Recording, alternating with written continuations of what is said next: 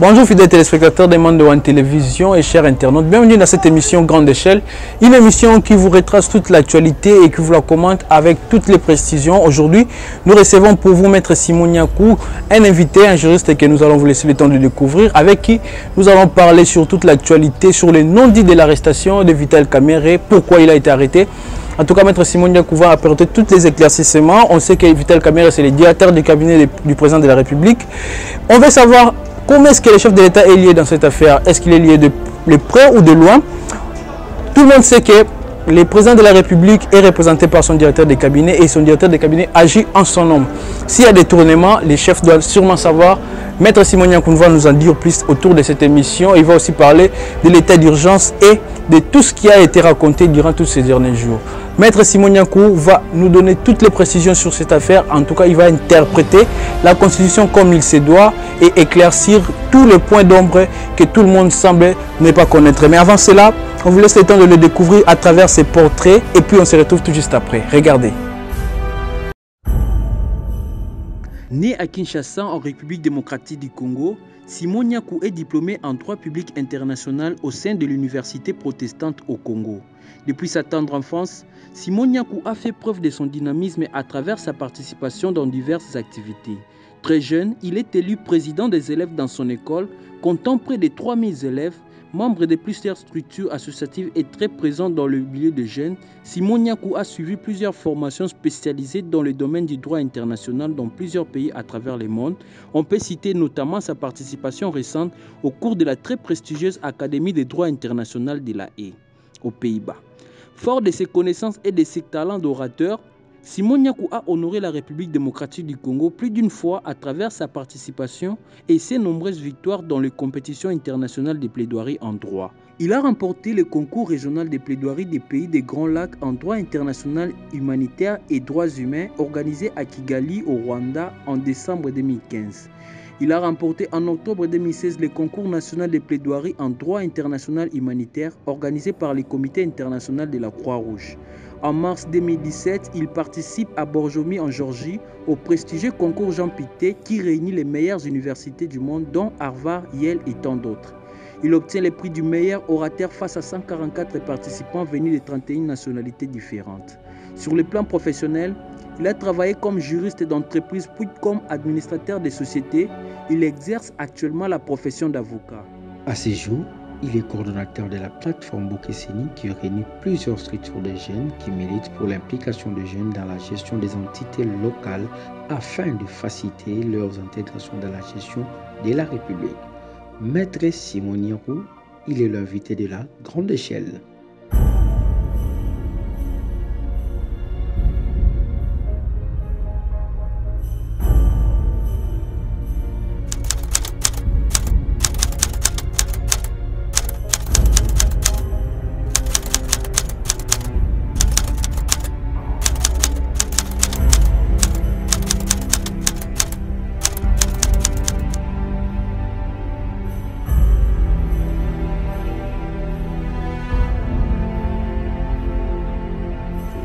Ce qu'il faut retenir en grande ligne par rapport à cette procédure, c'est que le ministère public que représente le parquet a les pleins pouvoirs lorsqu'il y a des soupçons de la commission d'une infraction d'interpeller toute personne qui pourrait être impliquée et lorsqu'il estime qu'il y a ce qu'on appelle des indices sérieux de culpabilité, donc lorsqu'ils ont de raisons de croire que la personne qu'ils ont en face d'eux auraient commis cette infraction, ils ont également les pouvoirs que leur donne la loi, le code de procédure pénale en l'occurrence, pour pouvoir placer la personne en détention lorsqu'ils estiment que cela est nécessaire.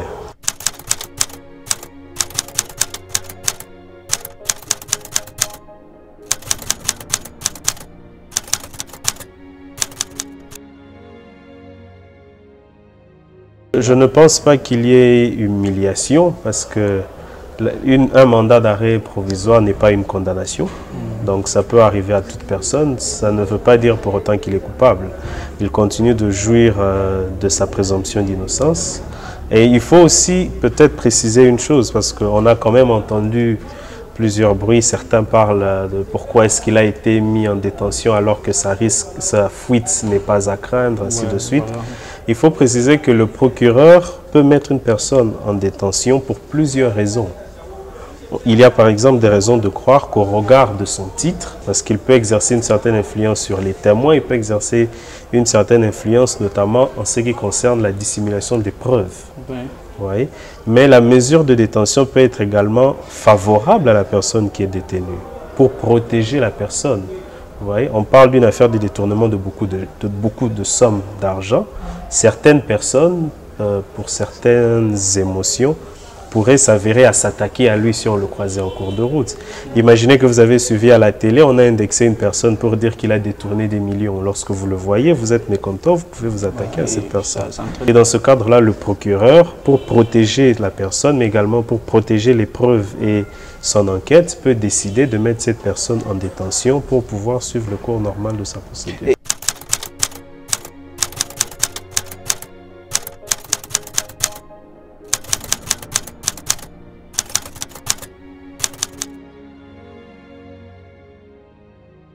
L'état de droit n'a jamais été une utopie. Je ne pense pas que c'est un fait nouveau que l'on parle d'état de droit. Mais l'état de droit, c'est aussi et toujours un idéal. Ouais, on ne l'atteint jamais. L'état de droit, par définition, c'est un pays qui fonctionne en respectant les lois qui sont établies. Et il n'y a aucun pays au monde qui respecte toutes les lois. Il n'y a également aucun pays au monde qui ne respecte aucune loi. Donc c'est toujours un processus où on est à un certain niveau, où il peut y avoir des actes qui sont favorables à l'état de droit ou des actions qui soient défavorables à l'état de droit. Et je pense que c'est un acte qui, dans le cadre de la démocratie moderne, qui peut être qualifié d'un acte ordinaire qu'un haut placé de la scène politique soit mis en détention parce qu'il y a des soupçons de corruption. Je ne pense pas, je pense qu'il y a peu, nous avons vu des anciens ministres être mis en détention. Il y a chaque jour des procès qui tentent plusieurs personnalités, des officiers généraux, ainsi de suite. C'est vrai que c'est quand même particulier de voir un si proche collaborateur du chef de l'État, mais il faut comprendre aussi que le paysage politique aujourd'hui est différent de ce qu'il était hier. Nous sommes dirigés par une coalition à 3 têtes. D'une part, le CACH et le FCC, mais il ne faut pas oublier que dans le CACH même, il y a 2 entités politiques qui ne sont pas également en parfait amour. Donc, le paysage politique aujourd'hui permet qu'il y ait ce genre d'action parce que c'est plusieurs courants politiques qui sont à la fois au sommet de l'État. Donc, il n'y a aucun courant politique qui peut se permettre d'avoir la totalité de la maîtrise du pouvoir judiciaire dans sa poche, comme c'était le cas jadis. Donc aujourd'hui, le paysage politique que nous avons aujourd'hui, je l'espère, va permettre au pouvoir judiciaire de se rendre de plus en plus indépendant, en l'absence d'un pouvoir autoritaire qui soit en mesure de pouvoir faire taire ou de dominer le pouvoir judiciaire.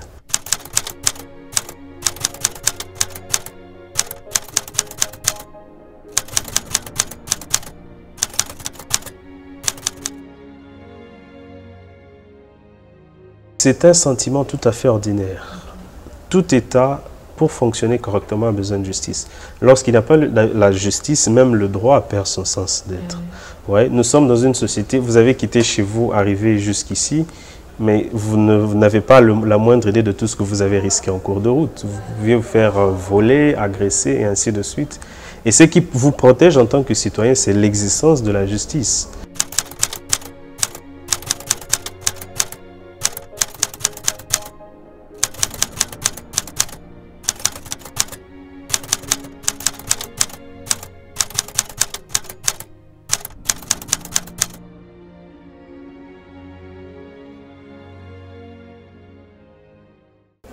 Il ne nous appartient pas à nous de décider de cela. Encore que c'est un problème, c'est au Parlement, l'institution au Parlement qui est une institution indépendante, de pouvoir décider de cela.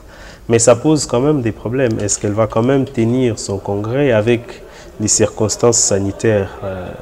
Là, c'est la question qu'on peut se poser, mais je pense que ce sont des représentants du peuple. Il leur appartient, en tout cas, en toute responsabilité et maturité, de juger encore une fois de plus de l'opportunité de tenir ce congrès.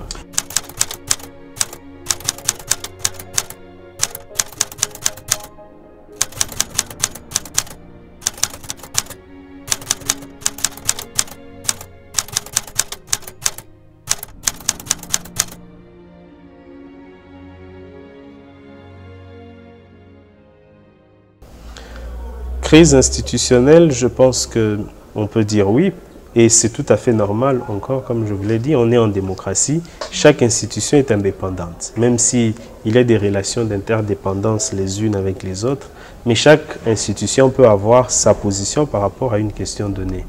Je ne pense pas que ça puisse justifier une dissolution de Parlement, premièrement parce qu'au regard, s'il faut analyser de manière stricte la Constitution, il y a dissolution de Parlement lorsqu'il y a un conflit prolongé entre le gouvernement et le Parlement. Vous voyez? Et en ce sens-là, je ne pense pas qu'il y a crise entre Parlement et le gouvernement. Il y a l'Assemblée, le Parlement, qui s'oppose à une décision. Et encore que s'il faut vraiment suivre les propos du président de l'Assemblée nationale, il ne s'oppose pas formellement à cela, mais ils ont plutôt parlé d'une tentative de régulariser ce qui a été fait. Donc je ne pense pas que ce soit une crise qui perturbe le bon fonctionnement des institutions pour nous amener jusqu'à une dissolution du Parlement. Et encore que, est-ce que ça serait opportun d'en arriver là à une dissolution du Parlement maintenant? Non, parce que si on dissout le Parlement, il faut réorganiser les élections pour les députés nationaux. Dans ce temps ici de crise sanitaire, est-ce qu'on va organiser des campagnes électorales? Est-ce qu'on va appeler les gens aux urnes pour se regrouper encore au risque de contamination de la maladie au coronavirus? Ça ne sera pas opportun. Surtout que l'organisation de tels scrutins demande énormément de fonds. Vous voyez, alors que l'État a besoin d'argent pour financer la riposte contre le coronavirus, mais également pour répondre à beaucoup des problèmes sociaux. Donc ce ne sera pas nécessaire, à mon avis, qu'on arrive à une dissolution du Parlement. Encore que, je le répète, je ne pense pas que les conditions posées par la Constitution soient réunies pour ce faire.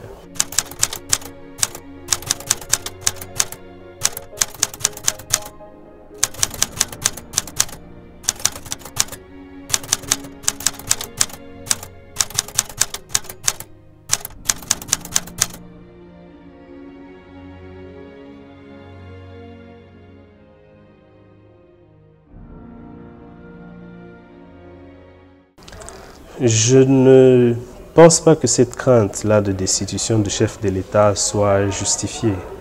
On ne destitue pas un chef de l'État parce qu'on le veut. Donc, c'est comme ça que je vous dis, je ne pense pas que cette crainte soit justifiée, parce que le président de la République, il faut lire la loi en cette matière, la procédure de la destitution du chef de l'État, c'est une procédure lourde, qui répond à d'énormes exigences juridiques. Ce n'est pas une décision qu'on prend à la légère, ce n'est pas une décision qu'on prend aussi facilement.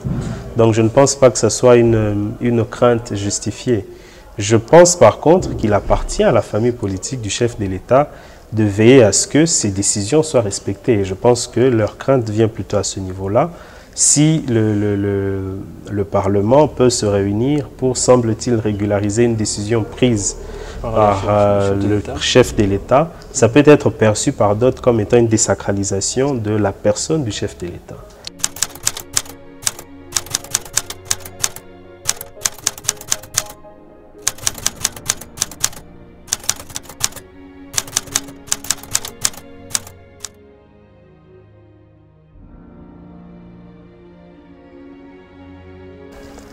La crainte par rapport à... C'est vrai, il faut voir une chose. La déclaration de l'état d'urgence supprime quand même, ou je ne dirais pas supprimer, mais suspend l'exercice de certains droits par les citoyens. Ce n'est pas une situation ordinaire, c'est une situation exceptionnelle, vous voyez, qui donne le pouvoir à l'autorité, aux autorités publiques, de pouvoir passer outre certains droits des citoyens.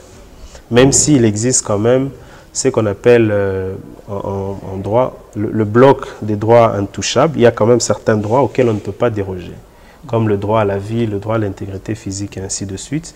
Mais ça donne des pleins pouvoirs au pouvoir public pour pouvoir gérer cette situation grave qui menace la survie de la nation. Est-ce qu'il faut craindre cela? Il y a lieu de le craindre. C'est pour ça qu'il faut que cette situation soit quand même encadrée. On a décrété l'état d'urgence, il faut qu'on sache quels sont les droits auxquels on peut déroger, à quelles conditions, comment, pour quelle période.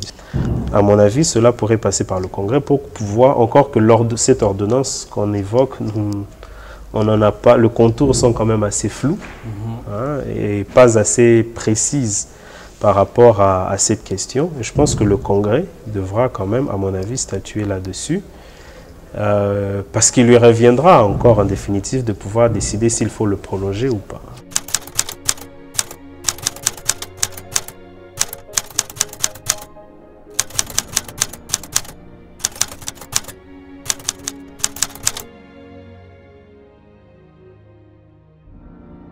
C'est un débat qui est opportun. Ça porte sur la vie de la nation. C'est la première fois depuis que nous sommes sous la Constitution de 2006 qu'on décrète l'état d'urgence. La Constitution prévoit qu'une loi puisse réglementer cette situation. Mais ce n'est pas une notion nouvelle en droit. La question de l'état d'urgence est connue en droit. On en connaît plus ou moins le contour. C'est pourquoi, comme je vous ai dit, à chaque fois que cela est décrété, il faut qu'on puisse fixer le contour de cette situation-là. Quels sont les droits auxquels on pourra déroger, et ainsi de suite. Il faut qu'on réglemente cela. On doit savoir, il faut que le commun de mortels puisse savoir ce que cela veut dire et ce que cela implique dans leur quotidien. Vous voyez? Voilà. Parce que quand on décrète l'état d'urgence, ça veut dire que ça doit porter un changement dans la vie de tous les jours. Il y a des choses que vous n'avez plus le droit de faire, comme vous le faisiez auparavant. Il y a certaines choses que les pouvoirs publics peuvent se permettre alors qu'ils ne pouvaient pas se permettre jadis. Aujourd'hui, par exemple, on empêche aux personnes qui sont à Gombe de pouvoir aller dans d'autres communes. En temps normal, on aurait dit que c'est une violation de leur droit de pouvoir circuler librement. Oui. Mais au regard de cette circonstance exceptionnelle qui justifie la mesure,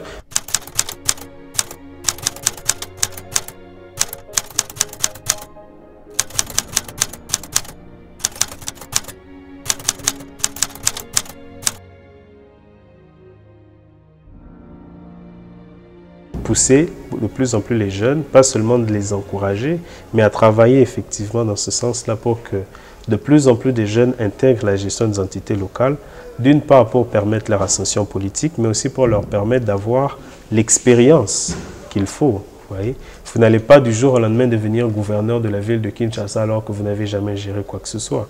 Vous allez gérer 12 millions de personnes alors que vous n'avez aucune expérience en la matière.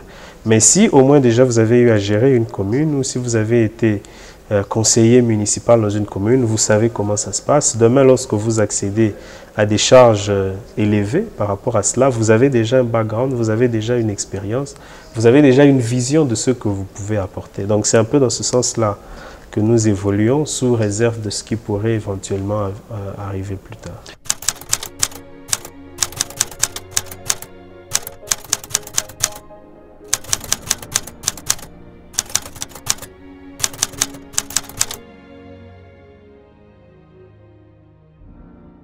Nous sensibilisons d'abord nos propres membres, mais également la masse, à travers notamment des spots télévisés que nous diffusons. Tolingi mboka na biso, tosengeli kobatela baye tolingi mingi, pe komibatela biso moko. Totikala bandako na biso, tosokola maboko na biso tango yesu, tosengeli kokosola na ba mouchoir to pe na lisalisi ya ba mokoloto na biso to pe poudre, totikala epai na biso po te tobatela mboka na biso. Ezali bongo mbela ya lingomba bokeseni, na lingi mboka na ngai na nazali bokeseni. Je reste chez moi, tu restes chez toi, il reste chez lui, nous restons chez nous, vous restez chez vous, il reste chez eux et le corona va rentrer chez lui. Je suis Bokeseni. Merci. Bokeseni, je reste chez moi, genre pour la distance de 2 mètres.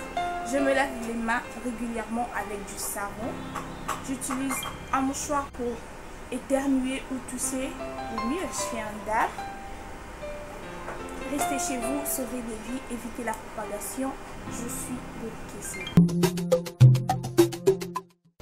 Pas que cela, nous réfléchissons même sur plusieurs angles également, parce que le coronavirus, c'est vrai que c'est une pandémie qui est arrivée, qui nous frappe de plein fouet, mais ce n'est pas une fatalité. À un moment donné, ça va passer, mais ça ne va pas nous laisser sans conséquences. Il faut qu'on commence déjà aujourd'hui à réfléchir sur comment est-ce que nous allons gérer la situation de l'après-coronavirus, parce que ça aura des conséquences économiques évidemment graves.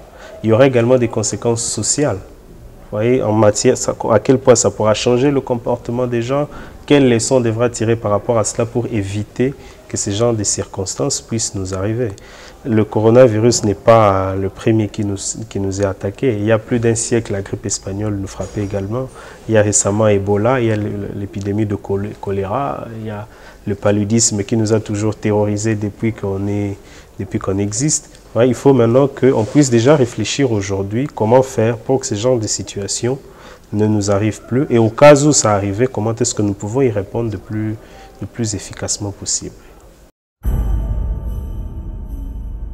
Voilà, très chers internautes, tout est bien qui finit. Bien, cette émission est arrivée à sa fin. Vous venez de suivre là Maître Simon Nyankou, coordonnateur de la plateforme Bokeseni, que je rappelle, c'est une plateforme qui facilite l'intégration des jeunes dans la gestion des entités locales. Vous êtes jeune, vous avez des ambitions, venez adhérer massivement dans la plateforme Bokeseni pour contribuer massivement au développement de la République démocratique du Congo. Némon Ansemi vient d'être arrêté, nous en parlerons dans notre émission grande échelle. En tout cas, d'ici là, portez-vous bien. N'oubliez pas de vous abonner sur la chaîne YouTube Mandéwan Télévision et de partager ces liens pour que ces messages atteignent tout le monde. Quant à moi, Mr. Van, je vous dis au revoir. On se retrouve tout justement après.